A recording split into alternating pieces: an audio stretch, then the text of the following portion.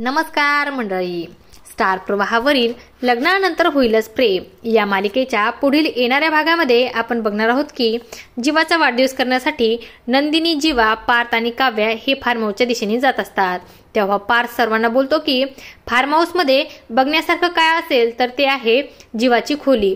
त्याने खूप छान रूमचं सेटअप केलं आहे आणि तेव्हा काव्या आणि नंदिनी देखील बोलतात, आम्हाला देखील त्यांची रूम पाहायला खूप आवडेल। आणि तेव्हा जीवा हा मनोमन अतिशय अस्वस्थ झालेला असतो आणि तो फार्म हाऊस येताच गाडीतून उतरतो आणि घाई गडबडीत रूमकडे धावत सुटतो। तेव्हा सर्वजण आश्चर्यचकित झालेले असतात आणि त्याला आवाज देऊ लागतात, त्याला थांबवण्याचा प्रयत्न करतात, पण जीवा काही थांबत नाही।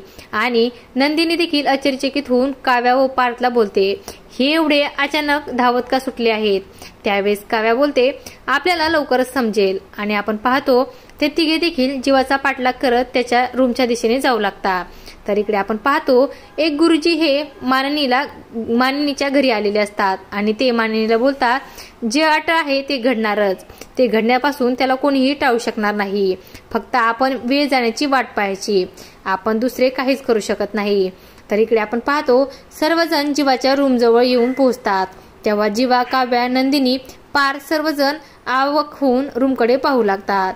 आता पुढे येणाऱ्या भागामध्ये रूम मध्ये जीवा आणि काव्याचे फोटो असणार का हे पाहणं अतिशय रंजक ठरणार आहे। अशाच मालिकांच्या नवनवीन अपडेट्स पाहण्यासाठी आपल्या चॅनलला सबस्क्राईब करा आणि व्हिडिओ आवडला असेल तर लाईक आणि शेअर करायला विसरू नका। धन्यवाद।